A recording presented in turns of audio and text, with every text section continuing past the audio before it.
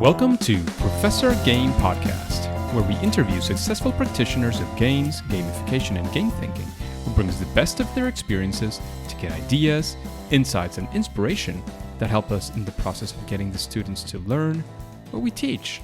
And I'm Rob Alvarez. I teach and work at IE Business School in Madrid, where we create interactive and engaging learning materials. Want to know more? Go to professorgame.com/subscribe, start on our email list, and ask me anything. And engagers, we are back with another episode of Professor Game Podcast, and today we have Joe with us. Joe, are you prepared to engage? I am. Thanks for having me here, Rob. Joe Slack actually is a professional board game designer and author of the #1 international best-selling book, The Board Game Designer's Guide, along with 2 other books on game design. So you definitely know why he is together with us today. And he has also taught game design and development at Wilfrid Laurier University and runs the Board Game Design course. It is an online course for new game designers, and he has many games at various stages from development to publication, including his own successful Kickstarter campaign for his solo adventure game, Relics of Rajavihara. I'm not sure if I'm pronouncing that even close to the right thing. Sounds good. So, Joe, is there anything that we didn't catch in that intro? Anything else you would like to add? No, just glad to be here and glad to answer some questions and help your listeners.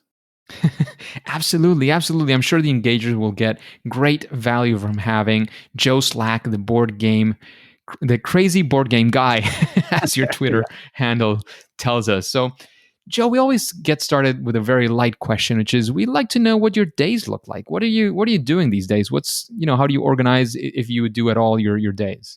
For sure. Yeah, I like to be organized. I like to have a plan of attack. I do it more so on a weekly basis. Here's all the things that I want to get accomplished, and then try to lay out what I want to do each day. And, quite often, you don't get everything done in a day and it carries over. But generally what I do is I try to spend about 45 minutes to an hour each morning fairly early on doing some writing. So I have my own blog and I write books, as you've mentioned.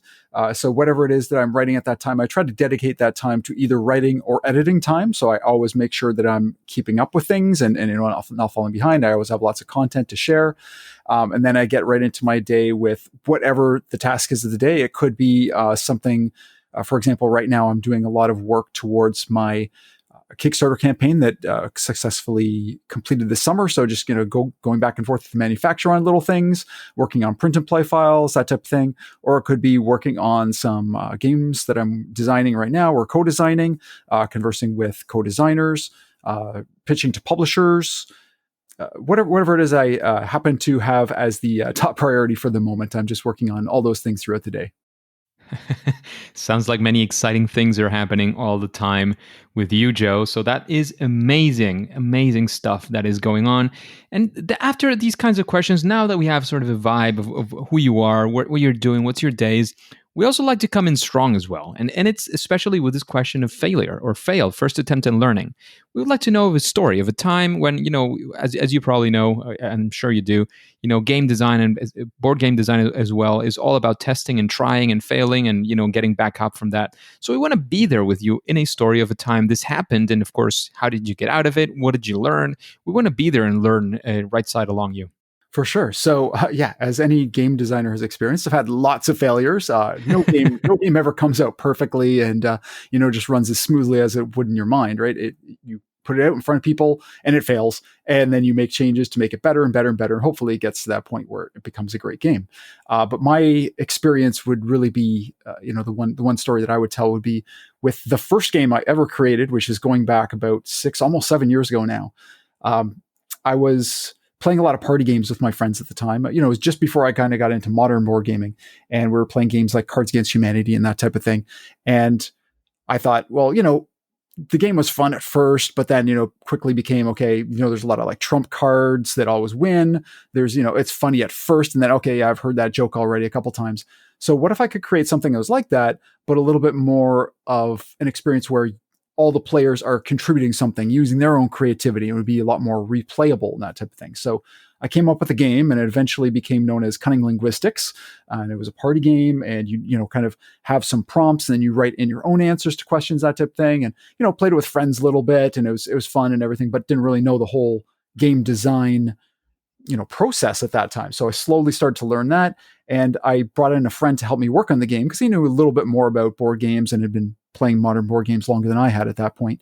And we were working on the game, and we thought, well, what do we want to do with this? And we thought, well, Kickstarter, that's the obvious choice for something like this, especially something that, a publisher might not want to pick up because it might be just a little too risque. Our game wasn't like Cards Against Humanity in that way. You could play it, calmly and rationally with your family, or you can go right outside the box and be a little risque. But we decided we were going to do that, and we waffled about it a lot. We said, okay, we're going to go and do it, and then we're like, oh, but this looks like a lot of work. Oh, yeah, okay, we're going to go ahead and do it. And we kind of went back and forth a little bit whether or not we wanted to do it. And eventually, I just said, you know what? How can we lose? Okay, we've got everything done. Like, we had a friend that did like the graphic design for it and everything. And we had the gameplay all done. We had play tested it lots. People liked it in general. We're like, we'll put it out there. If it fails, it fails. But at least we will learn from the experience. Because if we don't ever do it, we won't ever learn. We won't ever know. And we put it out there, and it failed. We didn't build nearly enough following. That was the biggest thing. And I had always heard build a following, but we didn't do enough of that. And we launched, and it was very slow start and didn't really go anywhere. And learn from that very quickly. Okay, what they're saying is absolutely right, and I got to figure out a way to build that audience. I can't just rely on the few people that played it here and there and whatnot. Like, you got to get out there, get the game out to as many people as you can, let people know about it, talk about it, get people excited. So on day one, you're gonna fund as quickly as possible, hopefully. So that was my big learning experience, and I used a lot of that, as well as being the designer on a couple other games that got published through that went through Kickstarter and got published.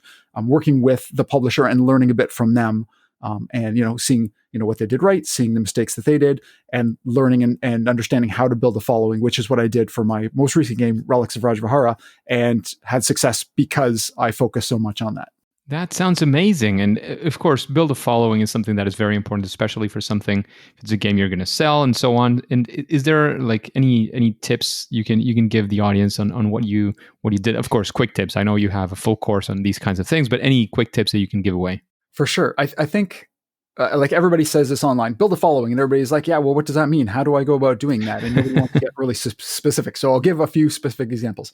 I'd say the first thing is really get to know who your audience is. That's first and foremost, because you don't want to be, spending time and advertising this and doing so much in front of people who are not going to be your audience, who are not going to buy your game. So figure out exactly who your audience is, like what type of game it is. Is it a party game? Is it a family game? What is it? Who's your audience? And then figure out where your audience goes. Where do they like to hang out? Are they on Facebook a lot? Are they on Instagram? Do they hang out on Twitter? Do they go to conventions? Do they, just hang out at friends' places and play games? Like, learn as much as you can about them, and then go and kind of target and get involved in that community. And I wouldn't say just like go in there and say, hey, look at my game, here's my game. But, way beforehand, like even 8 to 12 months before you're even planning on releasing it, when you're just getting everything ready and you're building towards it, get in those groups. Like, for example, with Relics of Rajavihara, it's a solo game. And I knew there were some really good Facebook groups dedicated to solo gaming. There's about 4 or 5 different ones, and one is about 20,000 members plus strong and very active community. So I got in there and I talked to people in there. I commented on posts. I made my own posts about, games that I was playing, solo games, that type of thing, like way before I even started talking about my own game. And then when, there's a little bit of trust, there's a little bit of familiarity there, people kind of knew me, I knew them, then I could start to say, oh, I'm working on my own solo game as well. I'd love to hear your feedback. Like, one of the first things I did was a poll, and I said, here's my game, here's my idea, here's some pictures of what it looks like, but I'm trying to figure out what the best theme is. I'm thinking, like, should it be like an NES style, pixelated kind of game? Should it be an adventure style like Indiana Jones, or should it be, this other style? And I got people to vote, and they were very strongly in favor of like the Indiana Jones adventure kind of style. And I ran with that.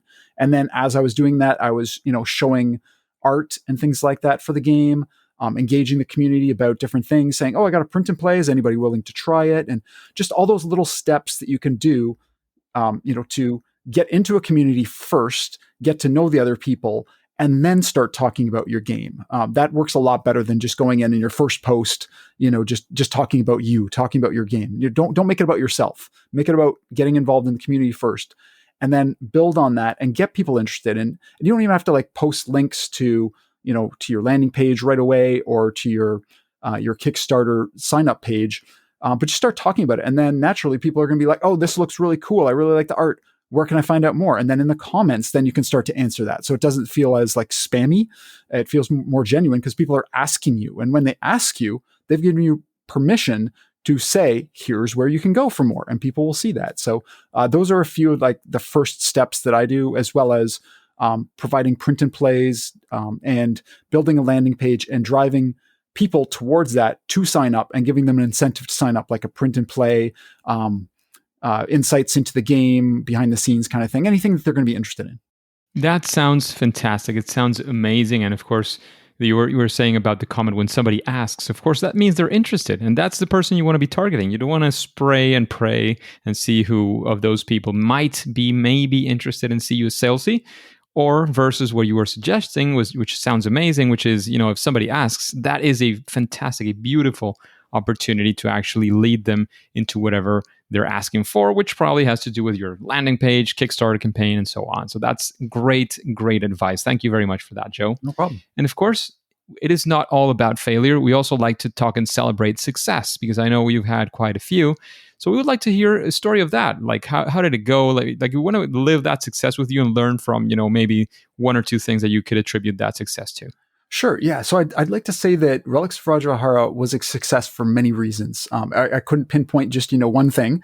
But I think, building that community, getting involved in that solo group, because I knew that would be, a good portion of my audience, talking with other people who like solo games and talking to them about, games that other games, not just my games, but other published games, and talking to them about, even making a post like one day saying like, oh, I've got the afternoon off. Here's like my list of solo games. Which should I play? And then, people interact in the poll and that kind of thing.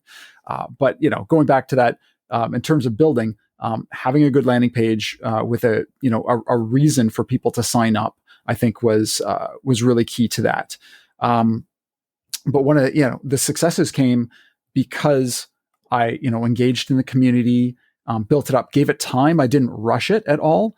I, gradually gave things back to people, showing them a little bit about, what the game's about, getting them engaged, getting them asking questions, getting them to, join the Facebook group, getting them to, sign up for the notifications.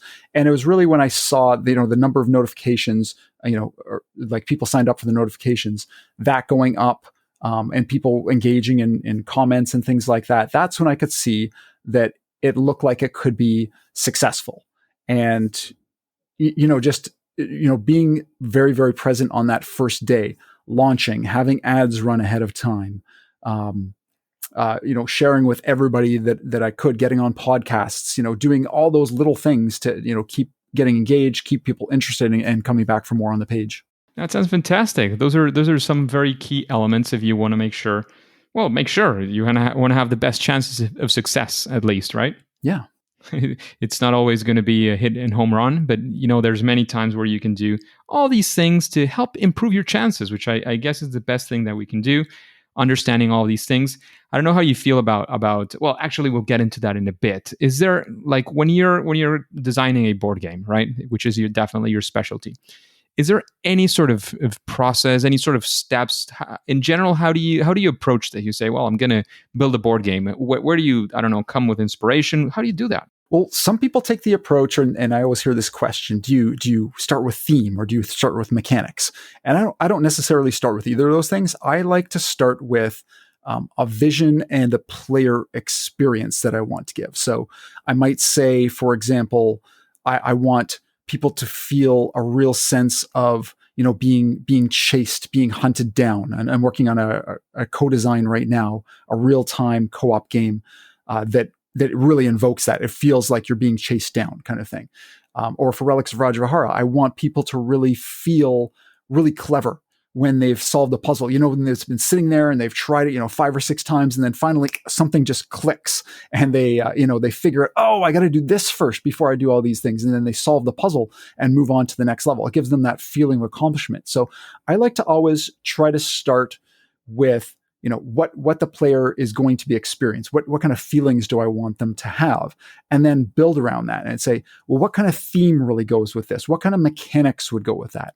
And, not every game starts exactly that way. Sometimes it's simply a matter of, an idea pops into my head. A name, something somebody says, and I'm like, oh, that could be a game. And I just write that down. And I think, okay, how could I turn this, idea, this phrase into a game? What would it look like? What would players do? What would they want to feel in that? But yeah, I generally start with kind of the feeling of it, and then try to wrap my head around what mechanics or mechanics and theme really work well with that. And then, of course, as you're playtesting, you're going to find, okay, that mechanic didn't work so well, or this one works better with this combination with something else.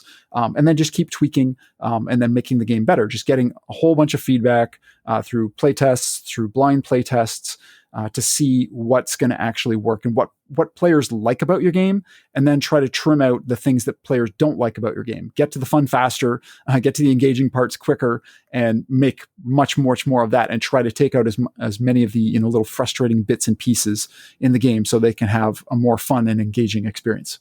That sounds amazing. And talking about like sort of picking those, for example, those game mechanics, you've already decided how you want to make people feel. That's the first thing you go for. You're probably then getting into the theme or the mechanics. How do you go about that? Like, how do you say, well, there's all these, you can go into Gamma Sutra and find, hundreds or thousands even of game mechanics, or maybe even invent one. Is there any way to wrap your head around this? Sure. Every game is a little different, but sometimes an idea for a mechanic is already kind of there. Like for instance, I had a game called Flight from Dr. Demented's Lab, and that was the real-time co-op game. And I thought, like it had to be really quick, and you had to make quick decisions and do things. So there have to be things you can do very quickly. And I started off with dice rolling for it. So you just had to roll, and you had to roll different combinations, keep picking them up and keep rolling it. So it's something that would really work with something really speedy that you have to accomplish. And then when you accomplish it, you can move on and open up a new room, that kind of thing.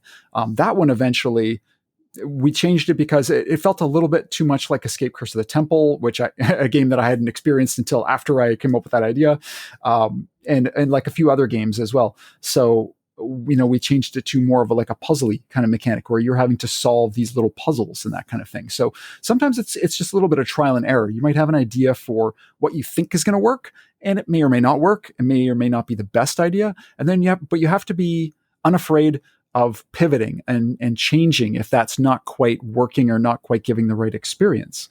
In other cases where, I want to make it like an engine builder or things like that, then I think, well, how are they going to be able to build their engine? How am I going to be able to make cards so that they're able to do the things they need to do and build it up kind of slowly over time, and then have this really strong engine building by that time? Or if it's a matter of trying to make people feel clever, well, what do people feel clever when they do? One example is puzzles, and that really fits well with Relics of Rajavihara. If you figure out that kind of puzzle and then you move on, and it's kind of that legacy aspect, or almost like a video game, you beat a level, you move on to the next level. So people have that kind of familiarity with that kind of approach of beating one level and moving on to the next one, but also the cleverness of sort of solving a puzzle. So if you can have like puzzly aspects, that will usually make somebody feel clever. And if you want to do something, for example, that's more like a push your luck, there are certain mechanics that kind of, work well with that, whether it's, dice rolling or, pulling something, drawing things from a bag, that type of thing. Or like in the case of like a game like Ink and Gold, you hit two obstacles and you lose all your progress that round, that kind of thing. So, there's kind of a build up to that, and you have to make that choice. So I think there's certain mechanics that generally work well with different kind of feelings you're trying to get across. So it's just looking at experiences from different games that you've played and that you've seen, other games you might have been working on. Quite often it'll be, you're working on a game and it's not working out, but then you work on a new one. You say, oh, I can steal that idea from this other one that I had been, it's on the shelf right now. And maybe this will solve this problem. So it's just kind of getting more experience, using your experience from games you've played and from designing, and you kind of get quicker about kind of figuring out what's going to work, and then just testing it out and trying and not being afraid to pivot and change. That sounds fantastic. Just a quick break before we continue with this episode. If you've been enjoying this podcast, I would really appreciate if you share it with your friends and family and on social media. On Twitter and Instagram, it's @RobAlvarezB and the hashtag ProfessorGame, all one word. And in Facebook, you can find the Professor Game page. Thanks in advance for your engagement. And Joe, we just talked about, your process. So is there any sort of, I don't want to call it because it's not like the golden mechanic. That's definitely not what we're after. But is there some sort of best practice, something that when you're designing, where you're creating, a playful activity, some board games, when you're doing game design in general? So is there some sort of best practice, something that you would sort of recommend people to do when they're in these processes?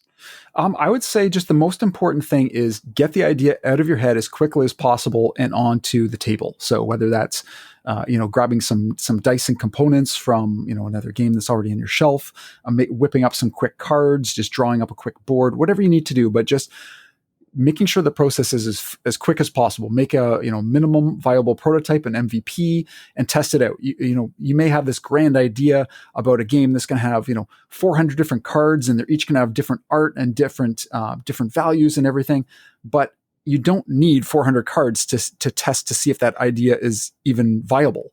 You just need maybe 10 or 20 cards. Put it out in front of yourself, and just try it on your own before you even put it in front of anybody else. Just come up with a basic idea, a small sample of the cards or a small board, whatever you need, put them in front of you and try, taking a couple turns and seeing if this is something that's engaging or interesting. And then just tweak as you go. You might find, I've got way too many things in front of me to choose from. Okay, let's narrow down the scope. Maybe it's just 3 cards to choose from.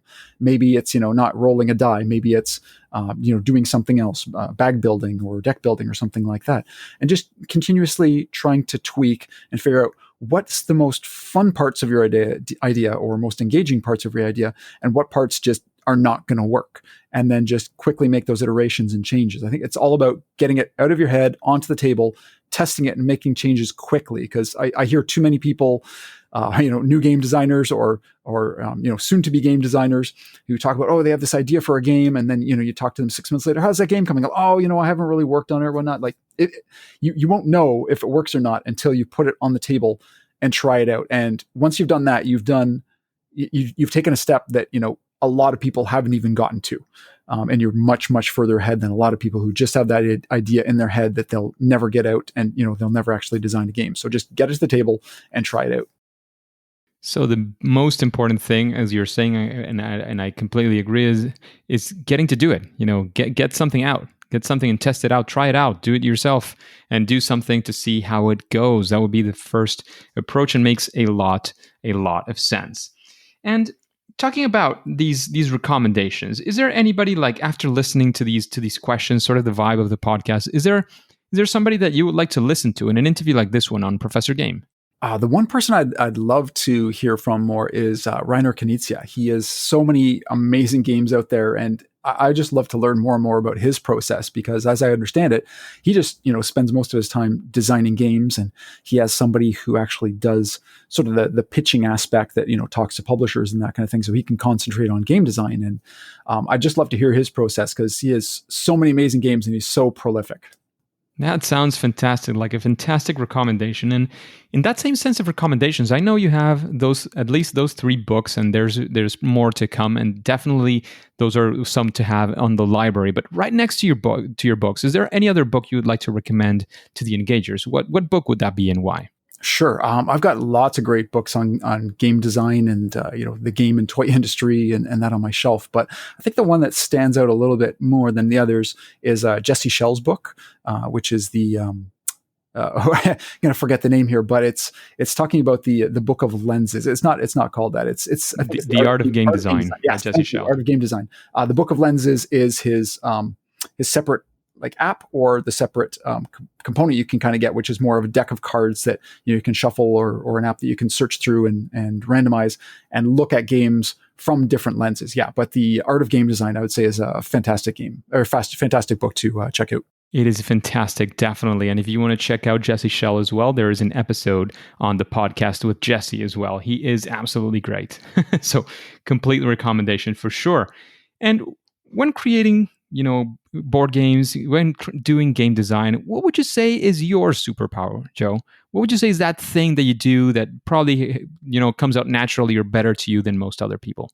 Well, I think part of it comes from my background. So I have a strong background in math and statistics. That's what I did my degree in at university. And I've always, from a young age, just loved, math and working with numbers and that kind of thing. So I think the one thing that comes to me fairly naturally, maybe more than some people, would be understanding kind of like the balance of numbers and values and economies and that type of thing. That tends to come to me fairly easily when I'm coming up with a game and I'm thinking, okay, well, how many points should these cards be worth? What's kind of the risk reward? Okay, this card or this play that somebody can make is more risky. So there's less chance of it succeeding, but if they do succeed, they should get a higher reward, for example. So what are kind of those values? What are those numbers? How do you balance it? And how do you make sure that the whole economy of the game makes sense? So there's, no cards or powers that are completely overpowering, and nothing's super undervalued and that kind of thing. So I think kind of that natural, tendency to figure out the balance and the numbers within a game kind of comes fairly naturally to me. That is very, very useful and very, very important as well. So kudos for that, Joe. Oh, thanks. Definitely. And this is a hard question. This is probably one of the ones that our guests have a harder time with because we enjoy games very much. So picking a favorite game is really, really difficult. But Joe, what would you say is your favorite game? That is super hard, and I don't know if I can give you one particular answer. I will say a couple things here. The game that got me into modern board gaming, which has a certain place in my heart, rather, not necessarily the number one game for me, but Pandemic was the game that got me into modern board gaming. So it holds a special place in my heart for sure. Aside from that, a couple other games that I really, really enjoy. I've really been into cartographers lately, playing both solo and multiplayer. And Azul is one that I've keep coming back to and could play just about any time as well. But there are so many amazing games out there that it's really, really hard to pick just one. Absolutely. I completely agree with you. And in fact, two of those games, Azul and Pandemic, are in my stack. So I definitely enjoy those two for sure. And since we have, a little bit more of time, every now and then we get the chance to make these random questions that come from the audience. So I'm going to pick randomly one of these questions that, of course, was pre-selected to make sure it makes sense for our guest today. Okay, so this one right here. Okay, so this person is saying, I'm already creating games for entertainment, right? So would it make sense to go into designing sort of custom-made games for a purpose? So just maybe not just for entertainment, but for, I'd say education or for the environment or something like that. This is me speaking, not the question. And of course, if you have any insights on how to go through this, if you would recommend doing that kind of thing. Sure, and I think there's room for games just about anywhere. Game-based learning. Different approaches to things, education. There's so many opportunities out there.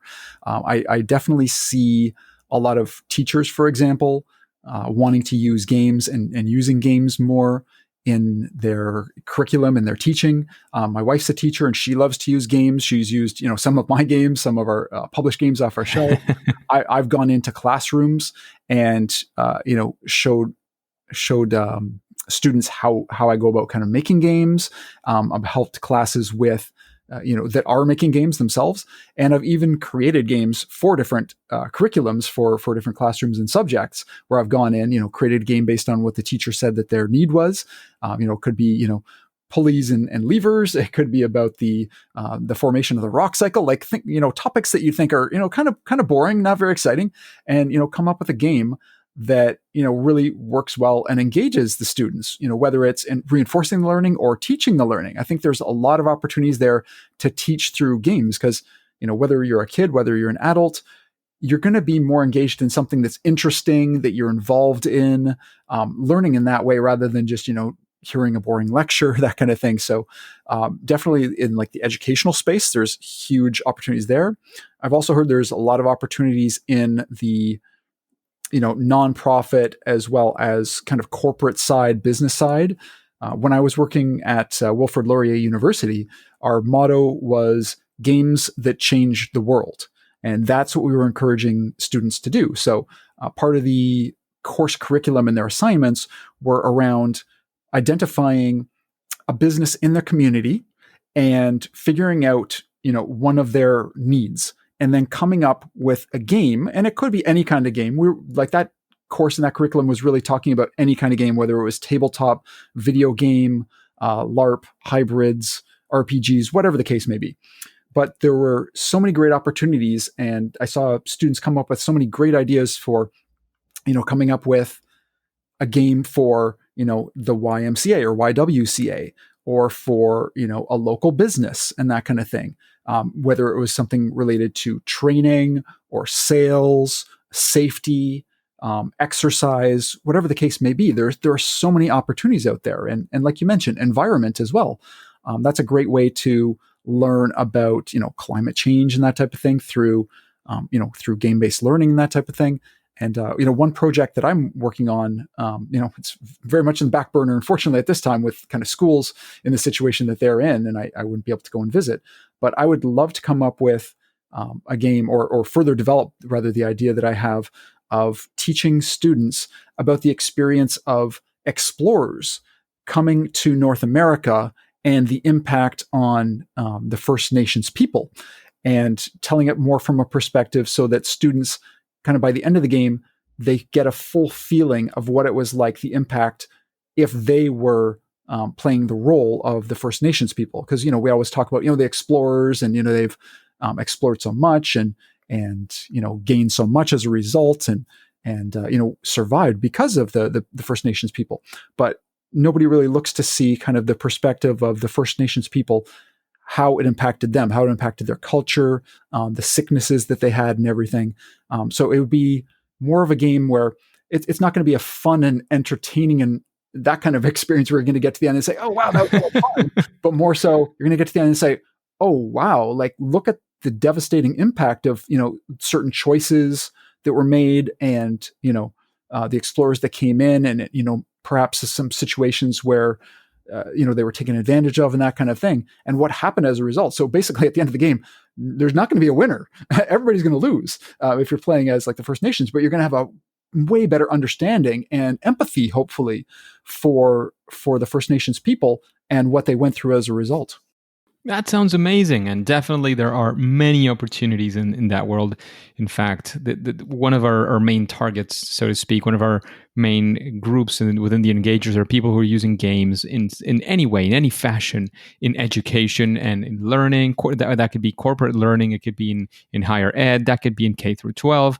I think there are many opportunities for this, and I would say, like, if it were me, I would definitely go for it. At least give it a try, see how it goes. See what impact you can do in the world as well, because of course you want to make sure your games are out there. You want to make sure of course you earn a living, because you're probably trying to make a living out of this. But also, that footprint that you leave behind, you want it to be definitely a positive one, and see how games can make an impact in the world. There's many things that games are capable of doing. So thank you very much for that answer, Joe. It was fantastic. And of course, before we let you go, if you have any final piece of advice, that would be fantastic. But otherwise, we want to make sure we know where to find your books, where to find you. I know you have a board game design course, all these things. Where that call to action, if you will, where can we find more about Joe and his work? Sure. So first of all, the only other thing I would say is, just to reiterate what I said, if you have an idea for a game, if you want to create a game, do it. Ideas, are great to a point, but unless you actually take action on them, you won't see the results. You won't see, if this, game is a real experience, if it is something that could be viable. And, you owe it to other people out there to actually make this game and to, deliver it to the world. If you've got a great game in your head, everybody should have, the opportunity to play it and see it and experience that. So that's the one piece of advice I would give.